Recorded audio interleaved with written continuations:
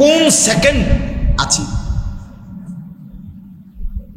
বলেন না বাপ, যুবক ভাই তোমরাও বলো ভাইয়া, আল্লাহ তাআলার দয়া ছাড়া কোন সেকেন্ড আমরা আছি? আমাদের সবার শিক্ষাগত যোগ্যতা সনদ জমা দেন, আমার প্রিয় জমা দেই, সবার জ্ঞান বুদ্ধি পড়ালেখা সার্টিফিকেট একত্র কইরা গরমটা কমান। দাওরা pass, SSC pass, masters pass, কামেল পাস, সব একসাথে হইয়া গরম কমান পারবেন কেউ?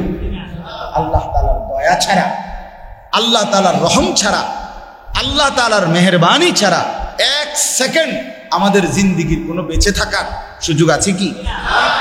এত বড় মালিককে ভুলে যাওয়া কেমন বেইনসাফি ভাইয়া, বলেন কেমন জুলুমের কথা এটা? এত বড় আল্লাহকে কেমনে ভুলে যায়, এত বড় মালিককে কেমনে ভুলে যায়? এই জন্য আমি দয়া করে প্রথম কথা এটাই শুরু করলাম। আমি আমার 2টা আয়াত পড়ছি, এখন শুনাইতেছি আপনাদেরকে। বাকি প্রথম এই কথাটা বলি, আমার প্রতিদিন এটা আমার কোর্স, আমি এটা বলি যে আপনি আপনার ছেলে, আপনার মেয়ে, আপনার স্ত্রী এবং আপনার নিজের ব্যাপারে আরেকবার বাপ আল্লাহ ভাই আরেকবার ভাবেন যে আসলে যা করছেন, ওরা যা করছে, এটাই আমাদের মুসলমান হিসাবে করণীয় ছিল কিনা। আর এই অবস্থায় কবরে গেলে আমরা টিকব কিনা, আমাদের আখিরাতের কি হবে, আমাদের পরকালের কি হবে, এটা আমরা ভাবা দরকার। মনে রাখবেন, সবসময় জরুরি একটা কথা মনে রাখবেন, আপনি, আপনার স্ত্রী, আপনার ছেলে মেয়ে, এরার থেকে আপনি আলগা হইতে পারতেন না, এগো হিসাব দিতে পারেন। মানে অন্যদের ব্যাপারে আপনি কম বেশ হিসাব, কিন্তু আপনি নিজের ব্যাপারে এবং নিজের বউ বাচ্চার ব্যাপারে আপনার হিসাব সমান সমান দিতেই হবে। অকুল্লুকুম মাসউলুন আন রাইয়াতিহি ফাররাজুলু রাইন আলা আহলি বাইতিহি ওয়া হুয়া মাসউলুন আনহুম। নবী সাল্লাল্লাহু আলাইহি ওয়াসাল্লাম বলেন, প্রত্যেক পুরুষ তার পরিবারের সদস্যদের ব্যাপারে অভিভাবক, জিম্মাদার। ওয়া হুয়া মাসউলুন আনহুম, সে পরিবারের সদস্যদের ব্যাপারে তাদের ঈমান, তাদের আমল, তাদের নামাজ, তাদের বন্দিগির ব্যাপারে কসম খোদা নবী বলছে হাসরের ময়দানে প্রশ্নের মুখোমুখি হবে, জবাব দিতে হবে। ছেলেটা যে ফজরের নামাজ না পড়ে মাসের পর মাস আপনার ঘরে ঘুমাইলো, আপনি জবাব দিতে হবে। মেয়েটা যে উপযুক্ত, আপনি মুসলমানের মেয়ে হইয়া বেপর্দা চলে, আপনাকে জবাব দিতে হবে। আপনার স্ত্রী, আপনি পুরুষ স্বামী বেঁচে থাকতে আপনার স্ত্রী যে বেপর্দা চলে, কসম আল্লাহ আপনাকে জবাব, কোনো সন্দেহ নেই, কোনো সন্দেহ। এতটুকু দায়িত্ব পালন করতে হবে, এতটুকু। আমার আম্মা আজীবন মারে আমি দেখছি, ওই স্কুলে মাদ্রাসায় যে ঘন্টা ফেটে, গোল পিতলের যে, এটার মধ্যে টুং টুং টুং টুং করে ঘন্টা ফেটে, ও মা এটা আমাদের বাসায় এখনো আছে। আমার আম্মা এটা দিয়ে দেখতাম ফজরের নামাজের সময়, আমগো সব 5 ভাই আমরা সব রুমে রুমে, আমরা যেখানে দিয়ে যেই রুমে ঘুমাইতাম, এই দরজার সামনে মা ফজরের ওয়াক্তে এটা দিয়ে টুং টুং টুং টুং টুং টুং করে বাড়ি দিতেন। যতক্ষণ না উঠতাম, দরজা না খুলতাম, মা কোনোদিন থামতেন না, এটা বাজাইতে শুরু করতেন। এইটার আওয়াজের অত্যাচারে উঠা যেত। কত সময় মারে বলছি, মা উঠছি তো, আপনি এটা এই ফিডন এটা বন্ধ করেন না। মা না ফুত হইতো না, বাইরো বাইরো। মা এটা বলতো যে না, ওটার থেকে কইছি উঠছি তো, ইতান করলে হইতো না, বাইরো, লাইট জ্বালাও, দরজা খোলো। এইভাবে ছিল একেবারে বাচ্চা কাচ্চা হওয়ার পরেও, মানে আমার বউ বাচ্চা হওয়ার পরেও মা উঠাইছে। আলহামদুলিল্লাহ, এটা জিম্মাদারি বাপ, এটা জিম্মাদারি। এজন্য আমি এই অনুভূতিটাই আমার, এক এক বক্তার আলহামদুলিল্লাহ, এক এক আলেমের এক একটা দিকে নেশা থাকে, বলার ঝোঁক থাকে আর কি। উনি এদিকে একটু বেশি বলে, উনি ওই দিকে একটু বেশি বলে, দেখবেন খেয়াল করলে বুঝবেন। এটাও আল্লাহর দান, আল্লাহর কুদরত। আল্লাহ তাআলা ইসলামের বহু বিষয়গুলোকে উলামায়ে কেরামের জবানে যারা বলে তাদের মধ্যে যেন আল্লাহ কুদরতি সিস্টেমে ভাগ করে দেয়। এটা একটা সিস্টেম। আমার শায়েখ আল্লামা মুফতি মুশতাকুন নবী কাসিমি, আমনে হুজুরের বয়ান 1 ঘন্টা শুনবেন, দেখবেন জিকিরের কথা, তাসবিহের কথা উনি বলবেই বলবে, জেনেই থাকুক উনি আবার এই জায়গাটায়। কথা বুঝছেন? আমার ঢালকানগর হজরত আরিফ বিল্লাহ হজরত মাওলানা শাহ আব্দুল মতিন বিন হুসাইন হজরতের বয়ান যেই শুনে দেখবেন, শুনে দেখেন যা বলে এরপরে অটোমেটিকলি আইসা পড়বে নজর হেফাজত করেন, নজর হেফাজত করেন, নজর হেফাজত। এটা উনি কইবই, এনে এনে আইয়া পরে আস্তে কথা এনে আইলা।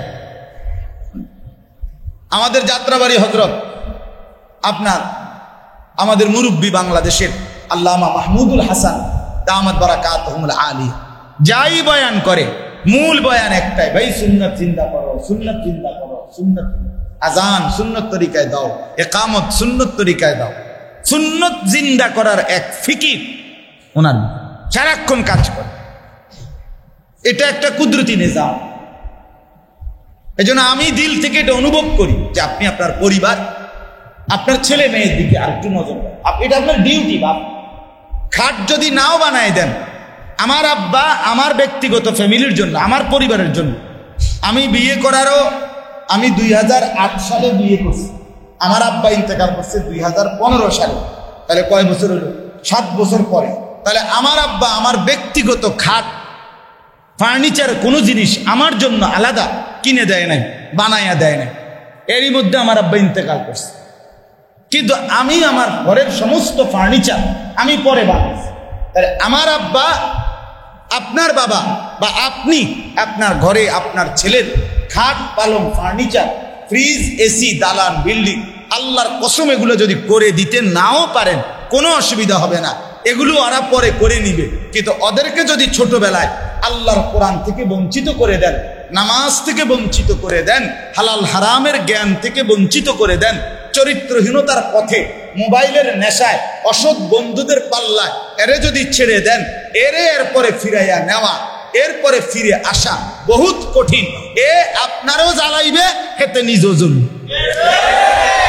অর্থাৎ প্রত্যেক গুনার কারণে তারও গুনাহ হবে, আপনার আমল নামার মধ্যে। কবরে গেলে আপনি মাটির তলে যদি পাউডার হইয়া যান, মাগার আপনার ছেলের গুনার কারণে, আপনার খামখেয়ালির কারণে, আপনার গাফলতির কারণে, না শিখানোর কারণে আপনার আমল নামাতেও গুনাহ জমবে। তেও ফিটা খাইব, আমনও ফিটা খাইব। খামখেয়ালি করলে হবে। এই জন্য আমরা মুসলমান, আমরা জানোয়ার না, আমরা হিন্দু না, আমরা বৌদ্ধ না, আমরা ইহুদি না, আমরা খ্রিস্টান, আমরা নাস্তিক না, আমরা মুসলমান। আমাদের চলাফেরা, আমাদের ফিকির, আমাদের চিন্তা চেতনা ভিন্ন রকম, ভিন্ন রকম। বেঈমানের ফিকির ঘর বাড়ি দালান, পদ পদবি, চাকরি বাকরি, গাড়ি বাড়ি, জায়গা জমি, এতটুকু শুধু নিয়ে চিন্তা করা, এটা বেঈমানের পরিচয়, বেঈমানের ফিকির। আর মুসলমান তাকে বলে, ইমানদার তাকে বলে, আল্লাহর কসম, যে স্ত্রী সন্তান এবং নিজের জীবনের ব্যাপারে ঈমান আমলের ফিকির করে। আমার নামাজ আমার ছেলের নামাজ, আমার নামাজ আমার মেয়ের নামাজ, আমার স্ত্রীর নামাজ। আলহামদুলিল্লাহ, আল্লাহর দয়ায় আমি ফজরের নামাজে উঠবার সময় চেষ্টা করি বিবিকেও তুলতে, মেয়েকেও তুলতে, যতক্ষণ না উঠে দাঁড়ায় থাকে। এরপরে ছেলেটাকে নিয়ে মসজিদে যাই। 7 বছরের ছেলে আমারও আলহামদুলিল্লাহ আমার সাথে মসজিদে ঢুকি ফজরের নামাজ। আবার সালাম ফিরেই আপনি আমার মসজিদের ইমাম সাহেবের খবর লন, আমার বাসার সামনে নাম্বার দিই, জিজ্ঞাসা করে। আমি সালাম ফিরেই 2 রাকাত ফজরের সবসময় আমার অভ্যাস, সাথে সাথে আমি আবার ঘরে ফিরে আসি। দাঁড়া মসজিদে বসি না। আর কেন বসি না? আবার আইসা দেখি বউ বাচ্চা উঠছি না। কথা বুঝছেন না? হইতে পারে উঠে নাই, হইতে পারে উঠতেছে, হইতে পারে না এরকম, তো আবার উঠাই। কারণ আমাকে, এটা আমার জিম্মাদার, এটা আমার জিম্মাদার। আমি যেমন আমার ফজরের নামাজের ব্যাপারে আল্লাহর কাছে হিসাব দিতে হবে, আমার অধীনস্থ এই বিবি বাচ্চার ফজরের নামাজের ব্যাপারেও আমাকে কি দিতে হবে? এই কথাটা বুঝেন বা ওয়া'মুর আহলাকা বিস-সালাহ ওয়াসতাবির আলাইহা, কোরআনের আয়াত। আল্লাহ তাআলা বলেন, হে নবী, আপনি আপনার পরিবারের সদস্যদেরকে নামাজের আদেশ করুন এবং আপনি নিজেও নামাজের উপরে মজবুত থাকুন। তো তাহলে নিজেকে নামাজ পড়তে বলছে কথা বলেন না কেন? আপনিও নামাজের উপরে মজবুত থাকুন, তাহলে আপনাকে নামাজ পড়ার কথা বলছে, আর পরিবারের সদস্যদেরকে নামাজের আদেশ করুন এটা বলছে আপনারে। তাহলে এটা আপনারে কইছে তো, বুঝছেন নি কথা? তাহলে এটা দায়িত্ব কখন পালন করবেন? তের নামাজ দিয়ে পড়লে পড়ে বাবুরে আমার বিদেশ পাঠানো দরকার, আমি বিদেশ পাঠাইছি, এটিনি কথা। হ্যাঁ, আমি বাবুরে 12 লাখ টাকা সুদে লইয়া বিদেশ পাঠাইছি, এখন যদি এবার নামাজ না পড়ে আমি কিনতাম। আপনি কিনতেন মানে চিড়ে খাবেন, বন দিয়া চা দিয়া ভিজাই খাবেন, কথা বুঝছেন না? ডাইরেক্ট বন খাইলে তো আপনার কষ্ট হইব, চা দিয়ে ভিজাইয়া বন খাইবেন, আপনি কিনবেন মানে? আপনার দায়িত্ব হইল সুদে 12 লাখ টাকা নিয়া খুদ বিদেশ পাঠান, এই জন্যই তো আপনি বাপ, ঠিক না? এটাই তো কথা ছিল না? কথা বলেন না কেন? মুসলমান হিসাবে আপনি বাপ হিসাবে, আপনার মুসলমান বাবা, আপনার দায়িত্ব তো এই ছিল না? আপনি কিস্তি লইয়া সুদে টাকা নিয়া লোন নিয়া বাড়ি করে দিতে হবে, বিল্ডিং করে দিতে হবে, এটাই তো আপনার দায়িত্ব না? তো কি ছিল দায়িত্ব? করছেন কি? ছেলেরা তোমরাই বা করছো কি ভাইয়া, যারা নামাজ পড়ো না? কি সারাদিন মিলাইয়া কি হইল ভাইয়া? সারাদিন কি করছো? মোবাইলের মধ্যে সারাদিন যতগুলো নারীর ছবি দেখলা, কেউ কি আপন হইছে? না হবে কোনোদিন বন্ধু। হিন্দি সিনেমার নর্তকী, তারে দিয়ে তুমি কি করবা? বাংলা সিনেমার নর্তকী, তারে দিয়ে তুমি কি করবা বন্ধু? টিকটকার যেই মেয়েটা, এই অসভ্য, এই নির্লজ্জা, এই বেহায়া, সে যদি তোমার বউ হয়েই আসে, তারে দিয়ে তুমি কিরবা? কথা বলে না কেন? তারে দিয়ে তুমি কি পাইবা খুঁজা? কার থেকে তুমি ভালোবাসা কেমনে পাইবা? আল্লাহ তাআলা বলছেন, হালাল পবিত্র স্ত্রীর মধ্যে আমি আল্লাহ ওয়া জাআলা বাইনাকুম মাওয়াদ্দাতান ওয়া রাহমা, আমি যাকে তোমার স্ত্রী হিসাবে হালাল বানিয়েছি, তার মধ্যে আমি আল্লাহই তোমাদের স্বামী স্ত্রী উভয়ের জন্য ভালোবাসা এবং দয়া মায়া আমি তৈরি করে দিয়েছি। আমি দিয়েছি। এজন্য বাপ নিজের জীবন নষ্ট না করে, হায়াত নষ্ট না করে, ছেলেরা অনুরোধ করছি ভাইয়া, অনেক ছেলে মাশাআল্লাহ এই প্রচন্ড গরমের ভিতরেও আপনারা আসছেন, আল্লাহর ঘর মসজিদে মহব্বতে বসছেন। আমি আপনাদের এই ভালোবাসাকে কদর করি, মহব্বত করি, সম্মান করি। আপনারা এই ভালোবাসার দাবিতে বসলেন। আপনাদের কাছে অনুরোধ, ছেলেরা তোমাদের কাছে অনুরোধ, হায়াতের কদর করো ভাইয়া, জিন্দিগি যেন নষ্ট না, আর কোনোদিন রাত ফিরবে না, আর কোনোদিন দিন ফিরবে। কত মানুষ রমজানের 2 মাস আগে থেকে দোয়া করছিল রমজানের আশায়, আল্লাহুম্মা বারিক লানা ফি রাজব ওয়া শাবান ওয়া বাল্লিগনা রমাদান, কিন্তু এই দোয়া করতে করতে অনেকে কবরে চলে গেছে, যায় নাই? যতজন দোয়া করছে সবাই রমজান পাইছিল? কত আল্লাহর বান্দা রমজান তো পাইছে কিন্তু শেষ করতে পারে। আমি যেদিন ইতিকাফ করছি, শেষ 10 দিন আমার শায়েখ আল্লামা মুফতি মুশতাকুন নবী কাসেমি হুজুরের সাথে আমরা এক মসজিদে প্রায় 12 থেকে 1300 লোক ইতিকাফ, 5 তলা মসজিদে একসাথে। আলহামদুলিল্লাহ, এমনি হাত দিয়ে মাইক পায় দূর দূর করে জায়গা দিছে, সিঁড়ির তলের মধ্যেও 9-10 জন ঘুমাইছে। এত কষ্ট করেছিলাম, সবাই ছিল। তো ওইখানে দেখছি শেষ দিনও ওই মহল্লায়, যেই মহল্লা আমার শায়েখের মাদ্রাসা সুদন্যপুর কোটবাড়ি, ওইখানে শেষ দিন, এই যেদিন রোজা শেষ হবে 30 রমজান, সেদিনও মাইকে শুনতেছি যে আসরের নামাজের পরে জানাজা। তাহলে ওই লোকটা, যেই লোকটার শেষ দিন আসরের নামাজের পরে জানাজা হয়েছে, সে তো পূর্ণ রমজান পাইল। তাইলে আল্লাহ তাআলা দয়া করে আমাদেরকে হায়াত দিলেন, আমরা রমজান পর্যন্ত পৌঁছলাম। আল্লাহ তাআলা রহমত, মাগফিরাত, নাজাতের সুযোগ আমাদেরকে দিলেন, রহমতের দুয়ার খুলে দিলেন, জান্নাতের দুয়ার খুলে দিলেন, জাহান্নামের দরজা বন্ধ রাখলেন, শয়তানকে শিকলে বন্দী করলেন, অসংখ্য অগণিত নেকি আপনার বহু গুণে বাড়িয়ে দিলেন। এত কিছুর বিনিময়ে আপনি রমজান পরবর্তী অল্প সময়ের ব্যবধানে সব ভুলে গেলেন, আবার আগের মতো বিড়ি, সিগারেট, চা, আড্ডা, টেলিভিশন, নাচ, গান, সিনেমা।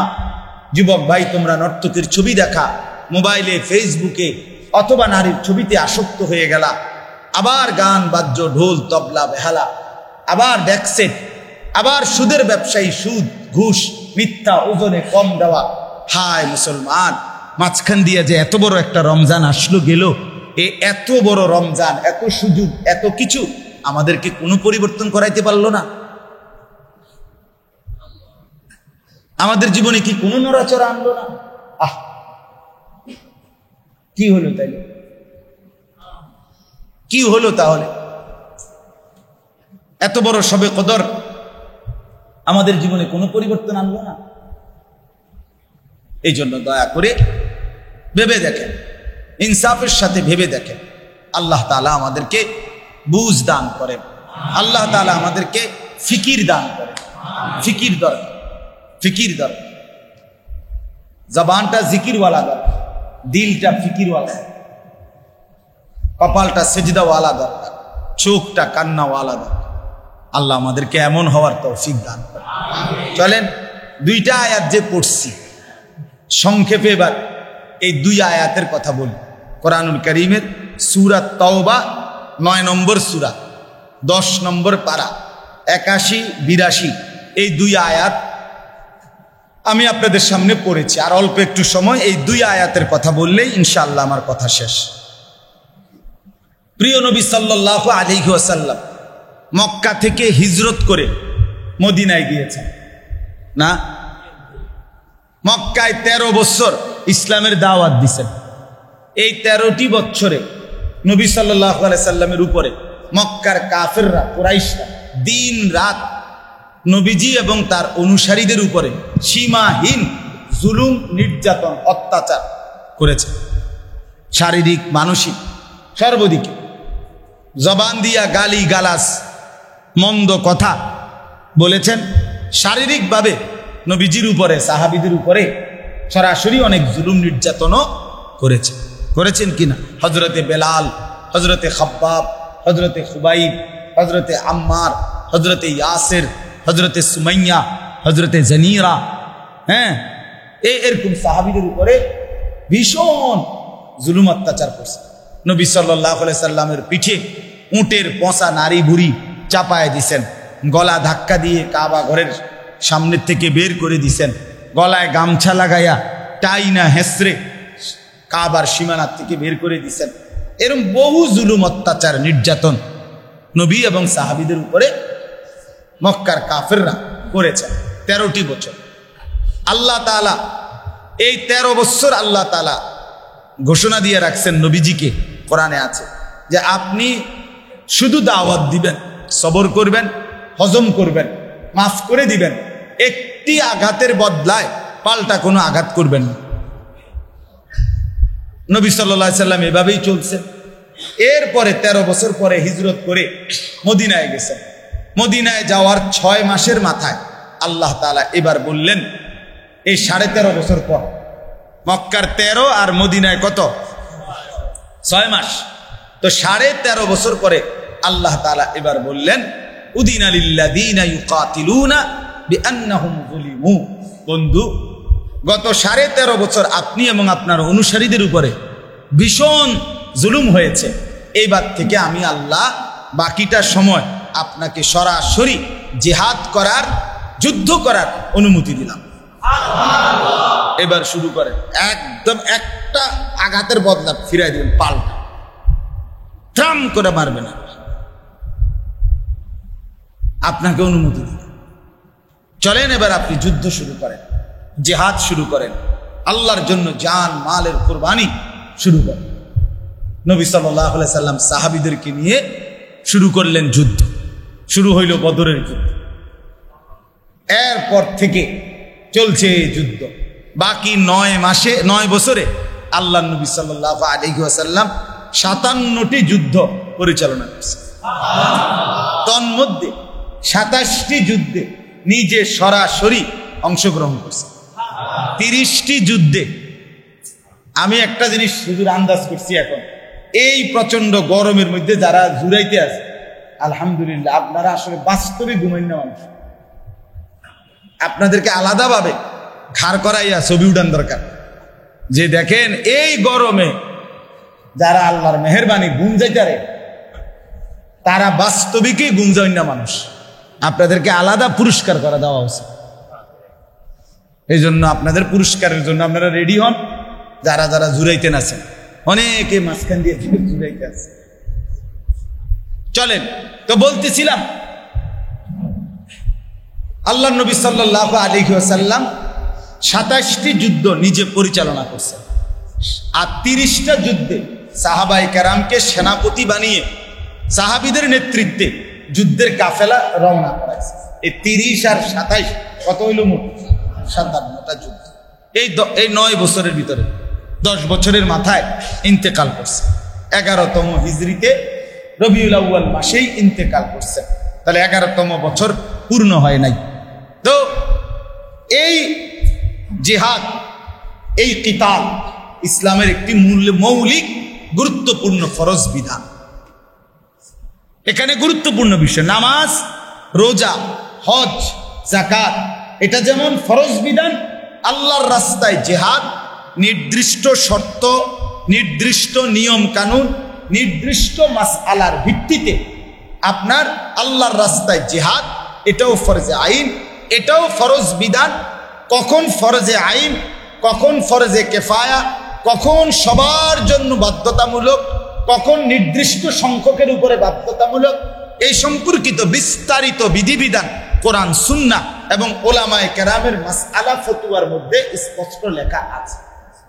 কথা বুঝছেন কিনা? তাইলে এখানে প্রথম একটা সাথে প্রাসঙ্গিক বলে রাখলাম। আর এই কথা মনে রাখতে হবে, আজকের পৃথিবীতে ইউরোপ তারা যখন পৃথিবীর মোড়লগিরি করে, পৃথিবীর মাতবরি যেহেতু তারা করে, ক্ষমতা, অস্ত্র, বিভিন্ন কূট কৌশল, ষড়যন্ত্রের মাধ্যমে তাদের গোটা পৃথিবীর বেঈমান কাফের তাদের একটাই প্রতিপক্ষ, এক দলই শুধু তাদের প্রতিপক্ষ, তারা হলো মুসলমান। আর মুসলমানদের কাছ থেকে তাদের সবচেয়ে বড় আতঙ্ক, তাদের ভীতি, মুসলমান যদি আল্লাহর রাস্তায় সত্যিকার জিহাদ, কিতাল, আল্লাহর রাস্তায় সংগ্রাম, জান মালের কোরবানি করার সিদ্ধান্ত নিয়ে দাঁড়ায়, মাথা তুলে দাঁড়ায়, তাইলে যে তারা কেউ টিকবে না, এটা তারা স্পষ্ট 100 বুঝে। কথা বোঝেন না? এরপরে যে আর কিছু থাকতো না তা নির্ভর, এটা বুঝে। এই 1450 বছরের ইতিহাসে, পৃথিবীর ইতিহাসে আজ পর্যন্ত কোনোদিন কোনো কাফের মুশরিক সর্বোচ্চ ক্ষমতা দেখাইয়াও সর্বযুগে মুসলমানদের বিরুদ্ধে সরাসরি যুদ্ধ করে, জিহাদ করে আপনার কোনোদিন চূড়ান্ত বিজয় আর মুসলমানকে চূড়ান্ত নিশ্চিহ্ন এমনটা আজও করতে পারে নাই। আগামী ইসরাফিলের ফুল পর্যন্ত পারবে দৈন্তার নয় কান্না, পারবে না। এটাই সত্য, এটাই বাস্তব, এটাই বাস্তব। এটা ওরা বোঝে, আমাদের চাইতে হেরা ভালো বোঝে না। হেরা যে পারবে না, এটা তারা আমাদের চাইতো কি, তাদের কাছে স্পষ্ট, তাদের কাছে পরিষ্কার। এই জন্য তারা আপনার সর্বসময়ে চেষ্টা করে মুসলমান যাতে জিহাদ ভুলে যায়, মুসলমান যাতে জান কোরবানি ভুলে যায়, মুসলমান যাতে আল্লাহর মহব্বতে নিজের জীবন দিয়ে দেওয়া, এই মানসিকতাটাই যেন ভুলে যায়।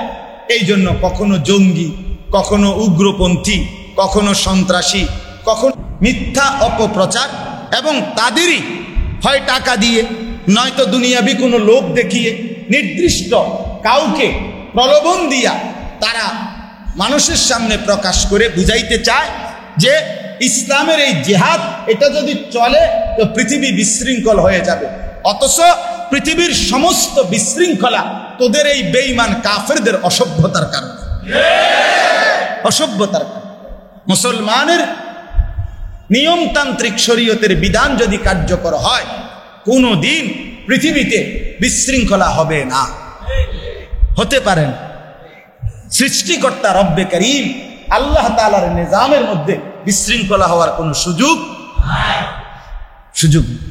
এই জন্য এটা মনে রাখতে হবে।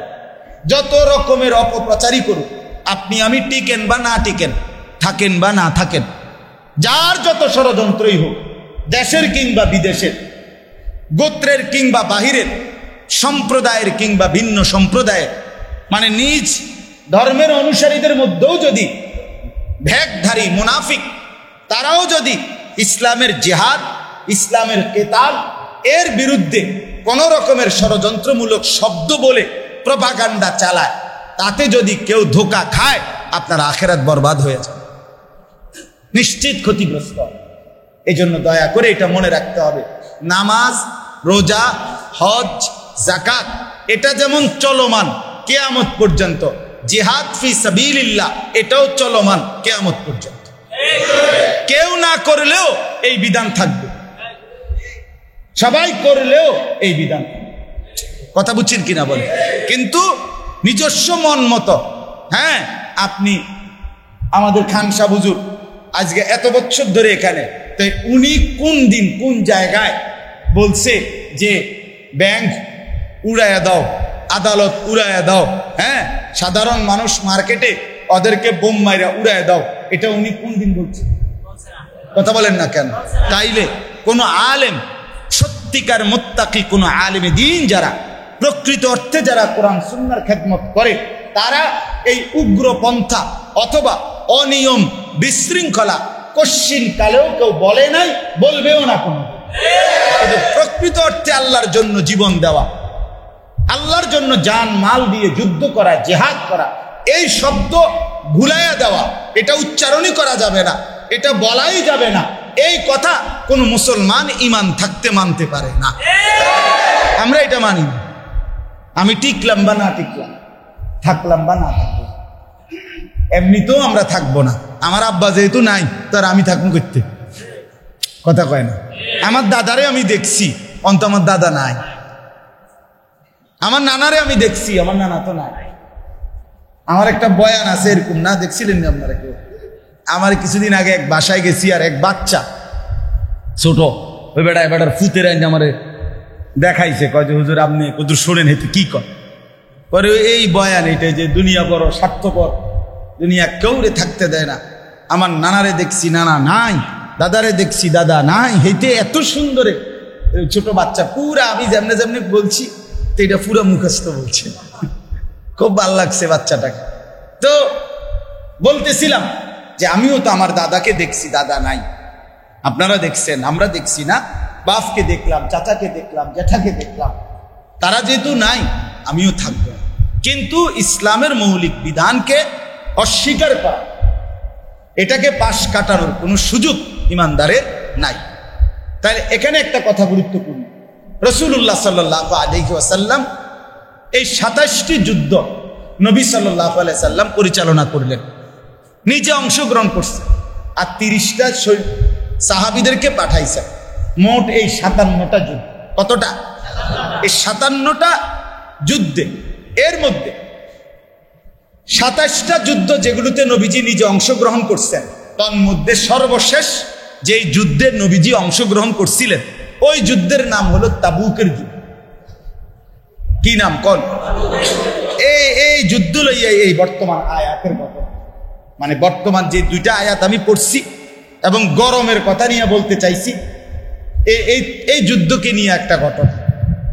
এই যুদ্ধটা হলো 9ম হিজরিতে আল্লাহ নবী সাল্লাল্লাহু আলাইহি সাল্লাম মদিনা থেকে তাবুক নামক একটি জায়গায় এই যুদ্ধের জন্য সাহাবীদেরকে নিয়ে গেছিলেন। তো 9ম হিজরি মানে ইন্তেকালের 2 বছর পূর্বে। 11তম হিজরিতে নবীজি সাল্লাল্লাহু আলাইহি ওয়াসাল্লাম ইন্তেকাল করছেন। তাহলে 9ম হিজরি হলে কয় বছর আগে? 2 বছর আগে। নবীজি সাল্লাল্লাহু আলাইহি সাল্লাম খবর পেলেন এই মদিনা থেকে বর্তমান রোডের হিসাবে প্রায় 750 থেকে 800 কিলোমিটার দূরে হলো তাবুক। এখনো আছে এই জায়গা তাবুক নামেই।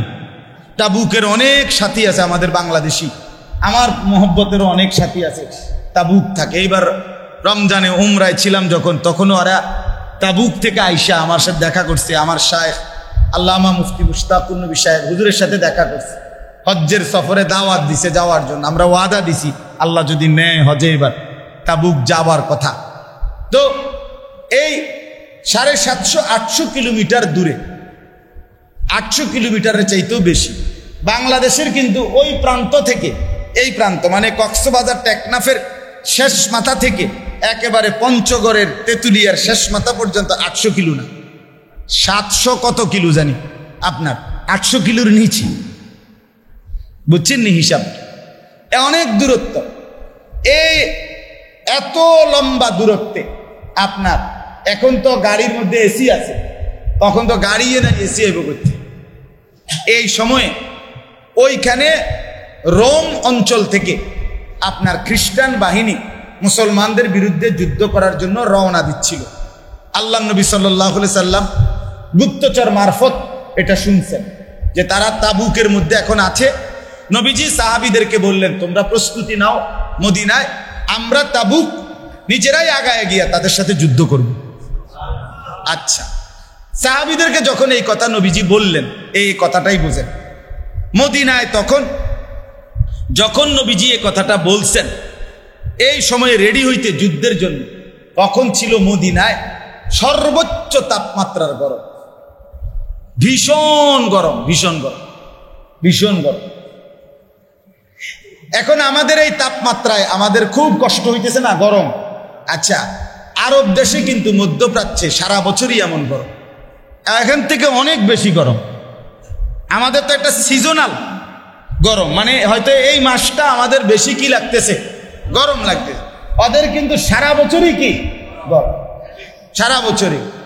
আপনি যত লোক হজ উমরায় গেছে, হজে যায়, উমরায় যায়, দেখেন হ্যাঁ করে জিগায় দেখ, যারা নেয় মানে মুআল্লিম, যারার মাধ্যমে হজে যায়, উমরায় যায়, তারার লগে এই হাজী সাহেবের কথা একটাই যে হোটেল থেকে মসজিদে যাইতে কতক্ষণ আলাপ হইলো, এটাই মেইন টেনশন। যদি বলে হোটেল থেকে আপনি মসজিদে যাইতে লাগবে 8 মিনিট, আচ্ছা ঠিক আছে, তাহলে দিলাম 2 লাখ টাকা।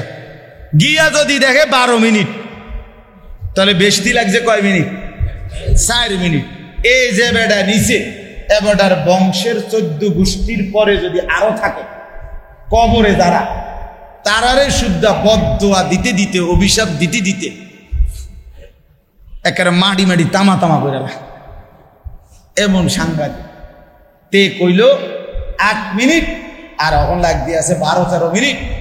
হ্যাঁ, আমি এমনও লোক শুনছি, সরাসরি চাচাই কইতেছে, কয় শুধু ডাকাই আর ফোরটা ফাওড়া দিয়া লই তারে।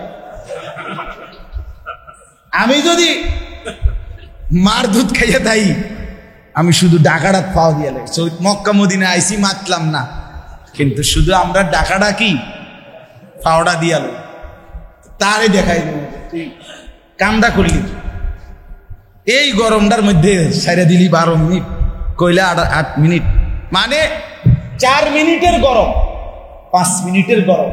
আহা, বিশ্বাস করে এটা বাস্তবতা।